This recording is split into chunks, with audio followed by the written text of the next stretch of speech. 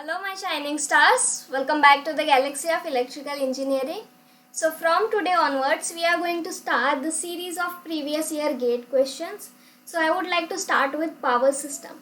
So जो हमारा आज का टॉपिक है that is nothing but parameters of transmission line. So इस टॉपिक से रिलेटेड जितने भी इम्पोर्टेंट प्रीवियस ईयर क्वेश्चंस होंगे उसे हम इस वीडियो में आज डिस्कस करेंगे. So let's begin the video.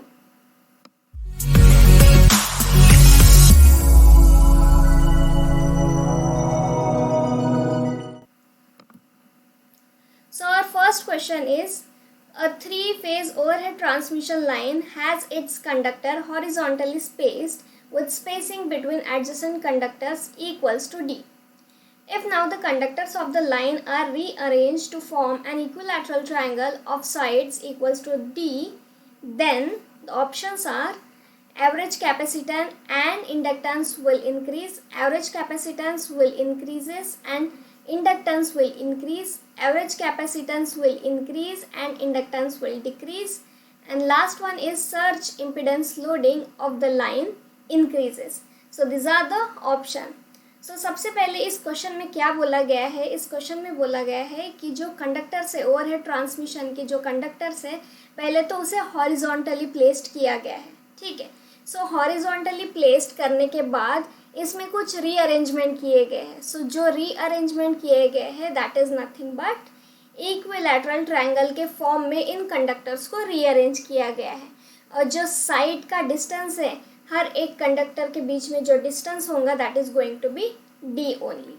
ठीक है.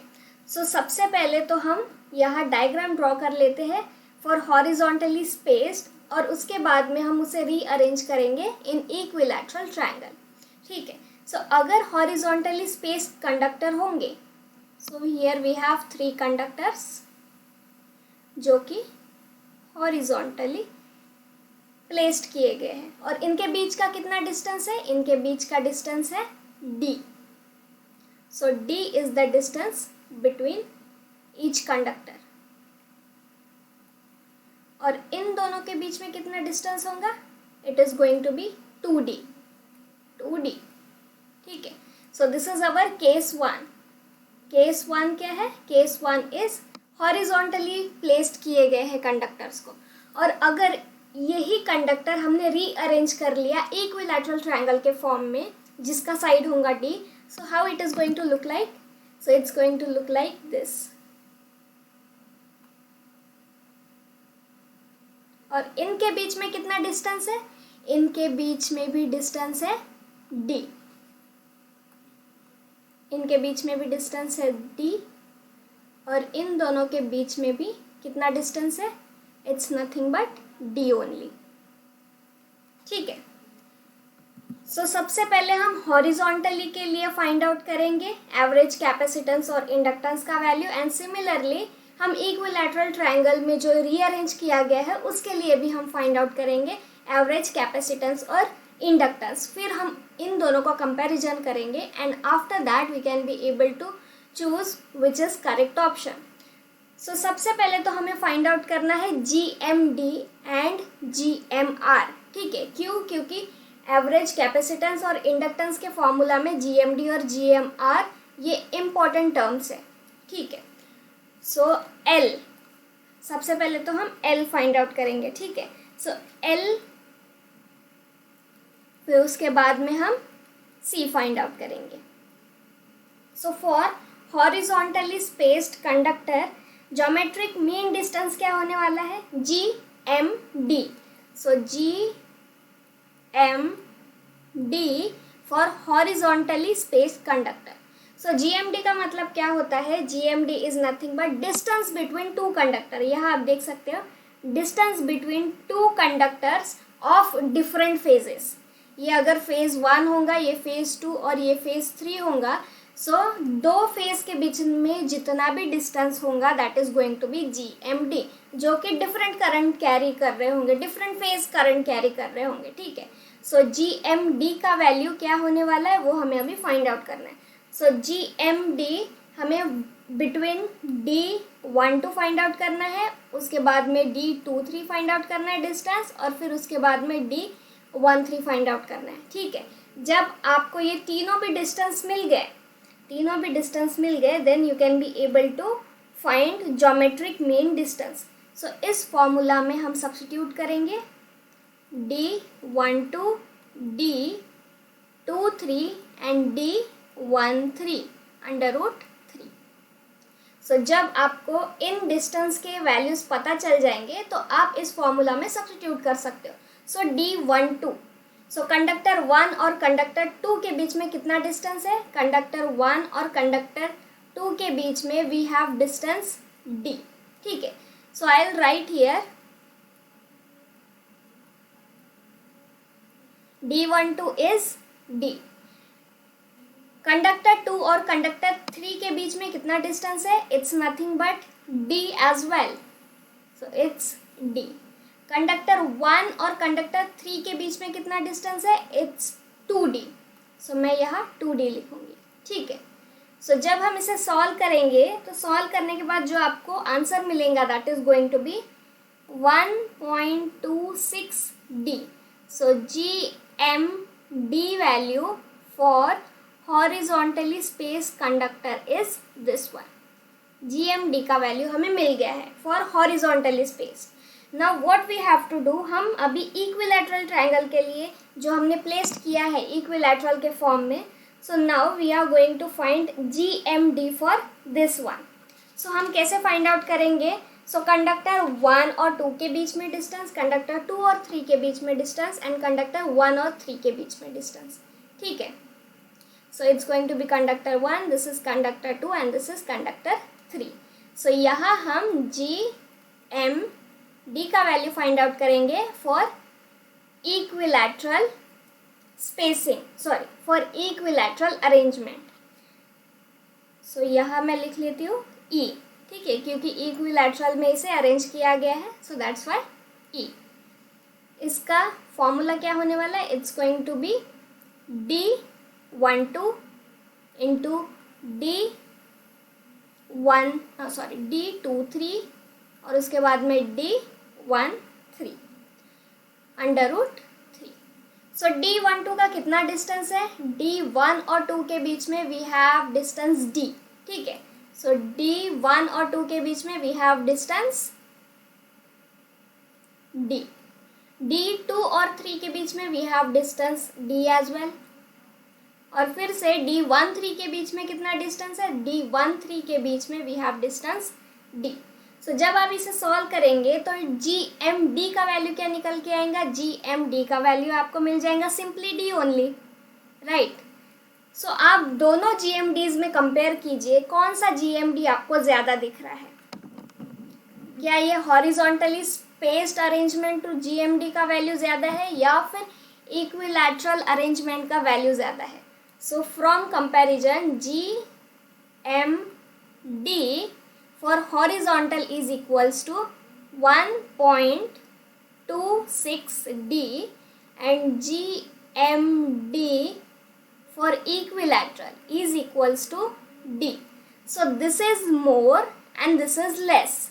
ठीक है, more और less हमें अभी पता चल गया है। Now what we have to do here, we have to write here values for L phase and C phase. So जो L phase इंडक्टेंस पर फेज में कितना इंडक्टेंस है ये अभी हम फाइंड आउट करेंगे एंड सिमिलरली कैपेसिटेंस पर फेज कितना होने वाला है ये भी हम अभी फाइंड आउट करेंगे। So here I will write inductance का value L per phase is equals to 2 into 10 to the power -7 ln GMD by GMR। So GMD हमने फाइंड आउट किया पर GMR हमने फाइंड आउट नहीं किया। So GMR is nothing but it's a distance between the conductor of same phase. So यहाँ कितने phases है? We have here 3 phases but कितने कंडक्टर है? हर फेज में we have only one conductor. ठीक है, अगर एक ही कंडक्टर है तो आपको उसका ही रेडियस फाइंड आउट करना होगा। ठीक है, सो इंडक्टेंस फाइंड आउट करते समय हमें मॉडिफाइड जी एम आर का वैल्यू लेना पड़ता है, बट अगर आप कैपेसिटेंस फाइंड आउट करना चाहते हो तो आपको मॉडिफाइड नहीं लेना पड़ता है, जो दिया गया है आर का वैल्यू क्वेश्चन में वही आपको कंसिडर करना होगा, ठीक है। So here I can right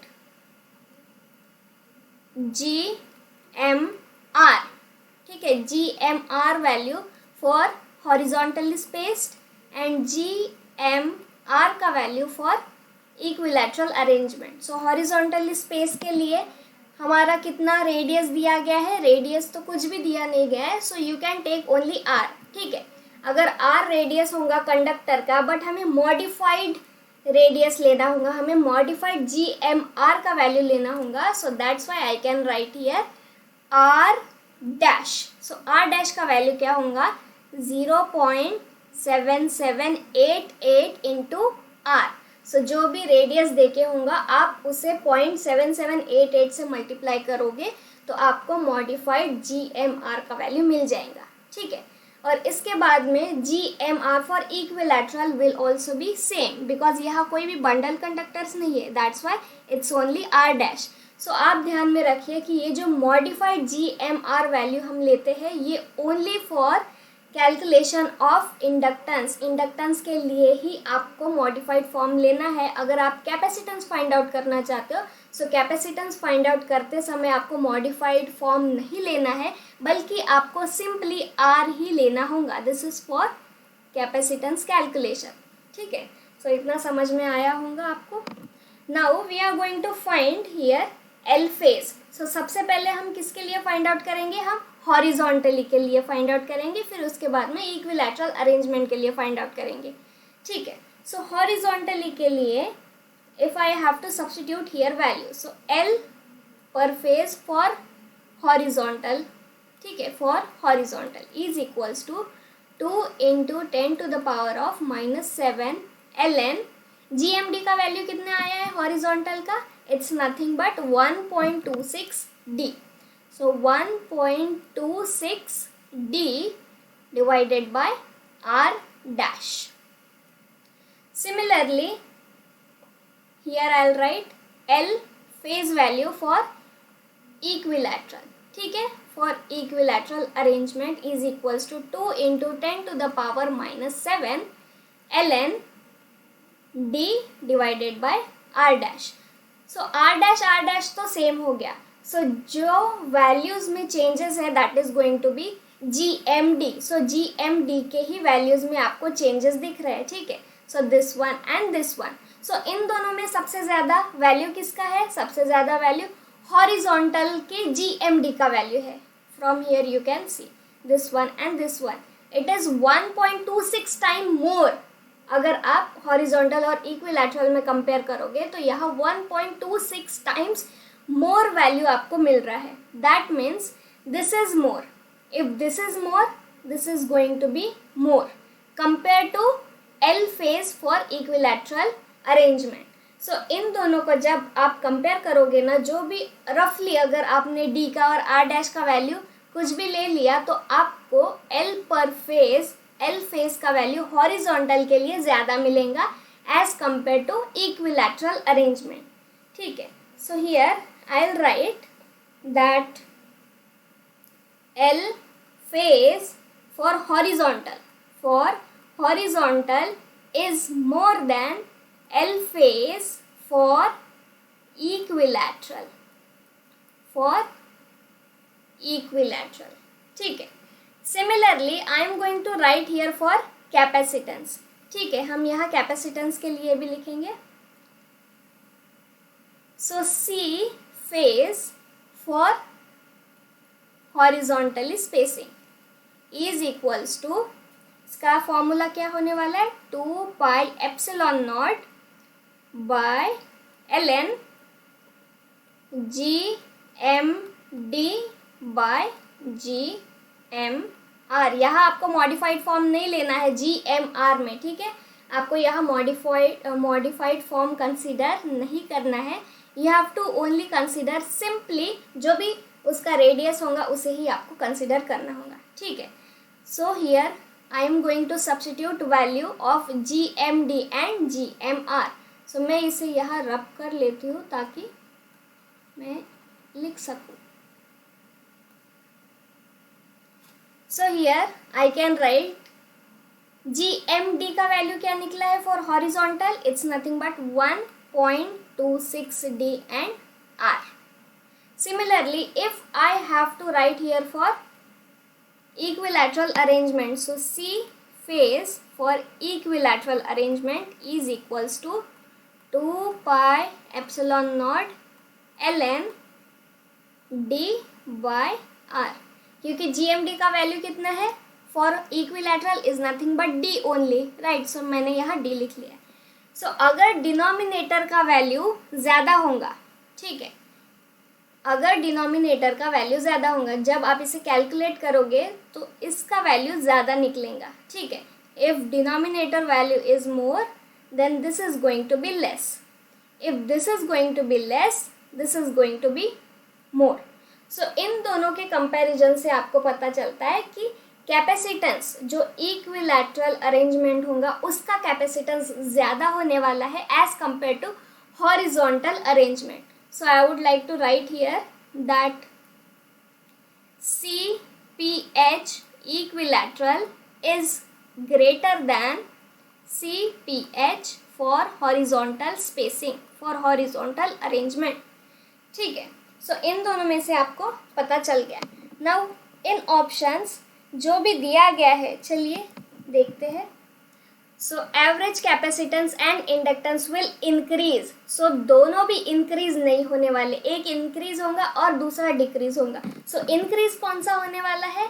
increase होने वाला है this one, CPH equilateral will be more and LPH horizontally will be more. But rearrangement के बाद में क्या चेंजेस होने वाले हैं ये हमें देखना है, ठीक है. सो जैसे हमने इसे रीअरेंज कर लिया इक्विलैटरल ट्रायंगल के फॉर्म में, सो जो एवरेज कैपेसिटेंस होगा वो इंक्रीज हो जाएगा और जो एवरेज इंडक्टेंस का वैल्यू है वो डिक्रीज हो जाएगा, ठीक है. सो average capacitance will increase and inductance will decrease, जो कि ऑप्शन नंबर सी में आप देख सकते हो कि सी में आपको दिख रहा है average capacitance will increase and inductance will decrease. Similarly, option number D में सर्ज इम्पिडेंस लोडिंग के बारे में भी पूछा गया है. सो सर्ज इम्पिडेंस लोडिंग क्या होता है? Surge impedance loading is nothing but, I would like to erase this. So surge impedance is nothing but ZC is equals to under root LPH divided by CPH. तो आपको rearrangement के बाद में क्या value मिला है? आपको रीअरेंजमेंट के बाद में CPH का वैल्यू ज़्यादा मिला है एंड LPH का वैल्यू कम मिला है, ठीक है. अगर ये ज़्यादा हो रहा है, ये कम हो रहा है, सो denominator value if it is increasing, ठीक है. सो अगर डिनोमिनेटर का वैल्यू आपको इंक्रीज में मिल रहा है, that means this value will decrease, ठीक है. सो एक बार ZC का वैल्यू डिक्रीज हो गया, ठीक है. ZC मतलब सर्ज इम्पिडेंस का value. So surge impedance will decrease and surge impedance loading क्या होता है? Surge impedance loading is nothing but surge impedance loading is equals to V square by ZC, ठीक है. V square by ZC, so ZC का value decrease हो जाएगा और surge impedance loading क्या हो जाएगा? Increase. So if you do arrangement of conductors in equilateral form, so आपको तो LPH का वैल्यू दैट मीन्स इंडक्टेंस का वैल्यू डिक्रीज मिलेगा, कैपेसिटेंस का वैल्यू इंक्रीज मिलेगा और इन दोनों वैल्यू में से आप अगर सर्ज इम्पिडेंस का वैल्यू फाइंड आउट करोगे, सो सर्ज इम्पिडेंस का वैल्यू आपको डिक्रीज मिलेगा and surge impedance loading will increase. Surge impedance loading will increase. So surge impedance loading of the line increases. So option number D भी correct हो जाता है. So I hope आपको ये question समझ में आया होगा. So our next question is the increase in resistance due to non-uniform distribution current in a conductor is known as dash. So options are corona effect, skin effect, both A and B, and last one is none of this. So question में क्या दिया गया है, question में दिया गया है कि रेजिस्टेंस का वैल्यू इंक्रीज हो रहा है, ठीक है, there has been increment in the resistance due to non uniform current distribution in a conductor. So non uniform current distribution का मतलब क्या होता है, पूरे कंडक्टर में सेम करंट फ्लो नहीं होगा, ठीक है। This is going to be the surface section, surface पे ज़्यादा सेक्शन, सो सरफेस पे ज़्यादा करंट फ्लो होगा, ठीक है, सरफेस सेक्शन पे ज़्यादा करंट फ्लो होगा। और जो सेंटर सेक्शन है, ठीक है, यहाँ कम करंट फ्लो होने वाला है। यहाँ करंट का डिस्ट्रीब्यूशन कैसा है, it's a non uniform current distribution, it's a non uniform current distribution. So ये ज़्यादातर एसी सिस्टम में देखा जाता है, ठीक है, इट्स एन एसी। अगर डीसी होता, सो डीसी में यूनिफॉर्म करंट डिस्ट्रीब्यूशन होता है, ठीक है। सो आप यहाँ देख सकते हो कि जो एरिया है कंडक्शन का area, it is going to decrease. क्यों डिक्रीज, बिकॉज सरफेस पे ही करंट का एक्यूमुलेशन है, सरफेस पे ही चार्जेस का एक्यूमुलेशन है। So the accumulation of current और the accumulation of charges on the surface of conductor is known as skin effect. So इसी फिनोमिना को क्या हम कहते हैं, it's nothing but skin effect only. Skin effect पे जितना भी करंट होगा that is going to flow more on the surface and less on other sections of conductor, ठीक है। सो यहाँ क्वेश्चन में क्या दिया गया है, इंक्रीमेंट इन रेजिस्टेंस, रेजिस्टेंस बढ़ेगा। क्यों रेजिस्टेंस बढ़ेगा स्किन इफेक्ट में, because area of conduction is going to decrease. So R is inversely proportional to area. So अगर आप एरिया ऑफ कंडक्शन जहाँ पे करंट फ्लो होगा उसका एरिया अगर आप कंसिडर करोगे, so you are going to get less value, you are going to get less value. So इसी वजह से रेजिस्टेंस का वैल्यू इंक्रीज होगा, ठीक है। So the increase in resistance due to non-uniform distribution current in a conductor is known as skin effect. So जो correct answer है that is going to be option number B. So option number B is only correct answer for this. So I hope आपको ये भी समझ में आया होगा. So moving towards next question. So जो हमारा third question है that is the conductors of a 10 kilometer long single phase 2-wire line are separated by a distance of 1.5 meter. The diameter of each conductor is 1 centimeter. If the conductors are of copper, the inductance of the circuit is dash. So options are 50 millihenry, 45.3 millihenry, option C is 23.8 millihenry and option D is 19.6 millihenry. सो इस question में क्या दिया गया है, इस question में हमें दिया गया है कि ये सिंगल फेज 2 वायर लाइन है, ठीक है, it's a single phase 2 wire line और इसका लेंथ भी दिया गया है। सो कंडक्टर का लेंथ कितना है, कंडक्टर का length is nothing but 10 kilometres, 10 kilometres. And these two conductors are separated by the distance of 1.5 meter. So दो कंडक्टर्स के बीच में कितना डिफरेंस है, दो कंडक्टर्स के बीच में distance is equals to 1.5 meter. And the diameter of each conductor is 1 centimeter. So diameter 1 centimeter है, तो रेडियस कितना होगा, it's going to be 0.5 centimeter. So radius is equals to d by 2 is equals to 1 by 2 which is nothing but 0.5 centimeter, ठीक है, 0.5 centimeter. If the conductor are of copper, तो हमें inductance का value find out करना है. सो inductance का value आप कैसे फाइंड आउट कर सकते हो? So inductance is equals to L is equals to 2 into 10 to the power -7 ln GMD by GMR. So this is in Henry per meter. ठीक है, so it's in Henry per meter. So अगर आपको मिली henry per kilometre में लिखना होगा then you can write L is equals to 0.2 ln GMD by GMR milli henry per kilometre. So this is per phase inductance का value, ठीक है, per phase inductance का value. But question में हमें क्या दिया गया है, हमें सर्किट का इंडक्टेंस फाइंड आउट करना है। सो सर्किट का इंडक्टेंस मतलब लूप इंडक्टेंस हमें फाइंड आउट करना है। हमें पर फेज इंडक्टेंस ना फाइंड आउट करते हुए हमें लूप इंडक्टेंस फाइंड आउट करना है। सो लूप इंडक्टेंस के लिए आपको बस मल्टीप्लाई बाय 2 करना होगा, मल्टीप्लाई बाय 2, मल्टीप्लाई बाय 2, तो आपको लूप इंडक्टेंस मिल जाएगा, ठीक है। जब आप 2 से मल्टीप्लाई करोगे तो आपको लूप इंडक्टेंस मिल जाएगा। सो एल लूप इंडक्टेंस, ठीक है, लूप इंडक्टेंस का value is equals to 4 into 10⁻⁻7 ln GMD by GMR। And if you want to write in millihenry per kilometer, this is in henry per meter, अगर मिली henry per kilometre में लिखना होगा, सो loop inductance क्या आएगा, loop inductance is equals to 0.4 ln GMD by GMR। It is in milli henry per kilometre. So अभी हम GMD का value find out करेंगे, उसके बाद में हम GMR का वैल्यू फाइंड आउट करेंगे।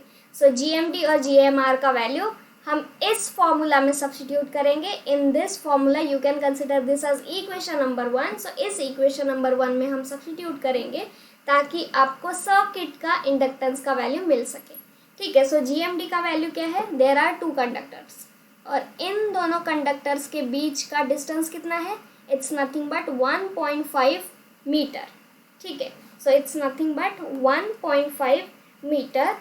सो अगर आपको इसे सेंटीमीटर में कन्वर्ट करना होगा तो आप इसे सेंटीमीटर में भी कन्वर्ट कर सकते हो, बस you have to multiply with 100। So अगर आपने 100 से मल्टीप्लाई कर दिया then you can write here 150 centimetre, ठीक है। It's 1.5 metre and 150 centimeter. So this is the value of GMD. So it's a GMD, दो कंडक्टर्स के बीच का डिस्टेंस, ठीक है। ये डिफरेंट फेजेस में है, it is first and this is second conductor, so they are carrying different current. So because of this reason only it is going to be geometric mean distance. So geometric mean distance क्या होता है, it is the distance between two conductors carrying different phase current, या फिर it is distance between two conductors which are connected in different phases, ठीक है। so it's a GMD value। so GMD तो हमें मिल गया। now we have to find out GMR value। so GMR value क्या होता है, so एक फेज में टोटल नंबर ऑफ कंडक्टर कितना है, एक ही है। so एक ही कंडक्टर है, so I can write here GMR is equals to R dash। so R dash का वैल्यू क्या आएगा, मॉडिफाइड GMR का value is going to be 0.7788 into R। So R कितना है, रेडियस यहाँ दिया गया है, सो रेडियस का value is 0.5 centimetre. So that's why we have converted this 1.5 metre to 150 centimetre. So यहाँ मैं सब्स्टिट्यूट कर लेती हूँ 0.7788 इंटू 0.5। सो जब आप इसे सॉल्व करेंगे तो आपको कुछ वैल्यू मिलेगा, ठीक है। So you have to substitute GMD का वैल्यू एंड GMR का वैल्यू इन इक्वेशन 1। सो जैसे आपने इक्वेशन में सब्स्टिट्यूट कर दिया, so I am going to substitute here only, ठीक है। So I am going to erase this one. So L is equals to 0.4 ln। GMD का value क्या आएगा, GMD का वैल्यू इज नथिंग बट 150। हमने अभी कैलकुलेट किया सेंटीमीटर में, इट्स 150 एंड GMR का value 0.7788 into 0.5। It is also in centimetre. So centimetre numerator का और डिनोमिनेटर का कैंसिल आउट हो जाएगा, ठीक है। और ये आपको मिलेगा मिली हेनरी पर किलोमीटर में। So when you will solve this you are going to get value of loop inductance. It's a loop inductance या फिर सर्किट इंडक्टेंस। सो इसका वैल्यू आपको मिलेगा and that value is going to be 2.381 milli henry per kilometre. But line का length कितना दिया गया है, कितना किलोमीटर्स दिया गया है, it is 10 kilometre, right. So 10 kilometre दिया गया है, so we have to multiply loop inductance with the length of line. So L into small l is equals to 2.381 into length कितना है 10 किलोमीटर्स, ठीक है. So milli henry per kilometre, this kilometre will get cancel, और जो आपको result मिलेगा that is going to be 23.81 milli henry. So this is going to be the total inductance. So inductance का value आपने find out कर लिया है, circuit inductance का वैल्यू. सो लेट्स चेक कि किस ऑप्शन में हमें ये आंसर मिल रहा है. So it's in option number C. So option number C is only correct answer for this. So moving towards next question. So our next question is, consider a long two-wire line composed of solid round conductors. The radius of both conductors is 0.25 centimeter and the distance between their centers is L meters. If this distance is doubled, then the inductance per unit length is dash. So options are doubles, halves, increases but does not double, decrease but does not half. So these are the option. So question में हमें क्या दिया गया है, question में हमें दिया गया है कि 2 वायर लाइन है, ठीक है. So it is a 2 wire line और जो रेडियस दिया गया है of both the conductors, so radius of both the conductor is 0.25 centimeter. So it's a two wire line. Second information is radius of each conductor is equals to 0.25 centimeter.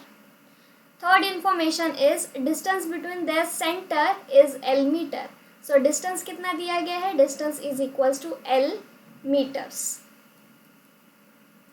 If this distance is double, so अगर यही distance 2D हो गया, that means 2L meters हो गया, then we have to find out कि inductance में क्या changes होने वाला है. सो सबसे पहले तो हम इंडक्टेंस फाइंड आउट करेंगे फॉर डिस्टेंस L मीटर, फिर उसके बाद में हम इंडक्टेंस फाइंड आउट करेंगे considering distance is equals to 2L metres, ठीक है. पहले हम L मीटर्स के लिए फाइंड आउट करेंगे, फिर 2L मीटर्स के लिए फाइंड आउट करेंगे, और फिर उसके बाद में हम कंक्लूजन पे आएंगे कि क्या ये डबल है, हाफ है, इंक्रीज हो रहा है या डिक्रीज हो रहा है, that we are going to discuss. So सबसे पहले तो हम यहाँ फाइंड आउट कर लेंगे L का वैल्यू, ठीक है. So here I am going to draw two conductors के बीच में कितना डिस्टेंस है, distance is going to be L, और रेडियस कितना दिया गया है, radius is 0.25 centimetre. So for example अगर मैं L का वैल्यू 100 कंसिडर करूँ, ठीक है, अगर मैं L का वैल्यू 100 सेंटीमीटर कंसिडर करूँ, या फिर आप 1 मीटर भी कह सकते हो, ठीक है. सो रेडियस सेंटीमीटर में दिया गया है, so that's why I am also considering length is equals to 100 centimetre. So जो डिस्टेंस है दोनों कंडक्टर्स के बीच में, that I am going to consider as 100 centimetre, ठीक है. So distance is equals to 100 centimetre. So हम अभी फाइंड आउट करेंगे इंडक्टेंस का वैल्यू. सो इंडक्टेंस का वैल्यू आपको इंडिविजुअली नहीं फाइंड आउट करना है, आपको इंडक्टेंस का वैल्यू क्या फाइंड आउट करना है, आपको इंडक्टेंस का वैल्यू लूप में फाइंड आउट करना है, ना कि आपको फेज के लिए फाइंड आउट करना है, ठीक है. सो लूप इंडक्टेंस का value is going to be L is equals to 4 into 10 to the power minus 7 ln GMD by GMR. So GMD का वैल्यू कितना है, GMD का value distance between these two conductor is L. सो पहले हम L consider करेंगे, उसके बाद में हम 2L कंसिडर करेंगे. So this is for case 1. So GMD का value is going to be L. So here I will write GMD का value is going to be L, और GMR का वैल्यू कितना है, GMR का value is going to be 0.7788 into 0.25. But हमने L का value क्या कंसिडर किया है, हमने L का वैल्यू 100 सेंटीमीटर कंसिडर किया है. So I can substitute these values here. So after substitution, what you are going to get? You are going to get 4 into 10 to the power minus 7 ln. GMD का value कितना है 100 centimetre और GMR का value कितना है 0.7788 into 0.25 centimetre. So centimetre will get cancel और जो आपको रिजल्ट मिलेगा that is going to be 25 henry per metre. अगर आपने इसे मिली हेनरी पर किलोमीटर में कन्वर्ट कर लिया तो आपको मिलेगा 2.5 मिली हेनरी पर किलोमीटर. ठीक है. So this is going to be your value of milli henry per kilometre. अगर मैं डिस्टेंस को अभी डबल कर दूँ, ठीक है. सो केस 1 तो हमने यहाँ फाइंड आउट कर लिया L का वैल्यू 100 कंसिडर करके. अगर यही, ठीक है, अगर डिस्टेंस बिटवीन टू कंडक्टर्स का वैल्यू अगर 200 हो जाता, अगर इसका वैल्यू डबल हो जाता, ठीक है, double means distance is equals to 2 times L is equals to 200. ठीक है, अगर ये 200 सेंटीमीटर हमने कंसिडर कर लिया, this is going to be case 2. So case 2, this is case 1. So अगर इसका डिस्टेंस डबल हो जाए तो क्या चेंजेस होने वाले हैं L में, that we are going to write now. So L is equals to, इस फॉर्मूला में बस आपको सब्स्टिट्यूट करना होगा. ठीक है, मैं बस यहाँ सब्स्टिट्यूशन करने वाली हूँ. So this is for case 1 and this is for case 2. So case 2 में 4 into 10 to the power minus 7 ln. So GMD का वैल्यू अभी क्या आएगा, here I am going to write 200 centimetre divided by 0.7788 into 0.25 centimetre. ठीक है, centimetre will get cancer. जब आप इसे फाइंड आउट करोगे तो डायरेक्टली मैं यहाँ आपको मिली हेनरी पर किलोमीटर में लिख के दिखाती हूँ. So if it is milli henry per kilometre then you are going to get 2.77 milli henry per kilometre. So milli henry per kilometre का वैल्यू आपको केस 2 के लिए मिल गया है. ठीक है. सो केस 1 में आपको रिजल्ट क्या मिला, केस 1 में आपको 2.5 मिली हेनरी पर किलोमीटर मिला, बट केस 2 में आपको 2.77 मिली हेनरी पर किलोमीटर मिल गया. दैट मीन्स अगर डिस्टेंस दो कंडक्टर के बीच में डबल हो गया तो इंडक्टेंस का वैल्यू डबल नहीं होता है. ठीक है, ये आपको ध्यान में रखना है कि अगर डिस्टेंस GMD का वैल्यू अगर डबल हो जाए तो इंडक्टेंस का वैल्यू डबल नहीं होता है बट इंक्रीज हो जाता है. So here I can write that the inductance per unit length increases but not double. So option number C is going to be the correct answer for this question. So I hope आपको ये समझ में आया होगा. So this is all about the video. अगर आपको video अच्छा लगा हो तो प्लीज़ वीडियो को लाइक कीजिए, शेयर कीजिए और मेरे चैनल को सब्सक्राइब कीजिए and also hit the bell icon for further notifications. So thank you guys.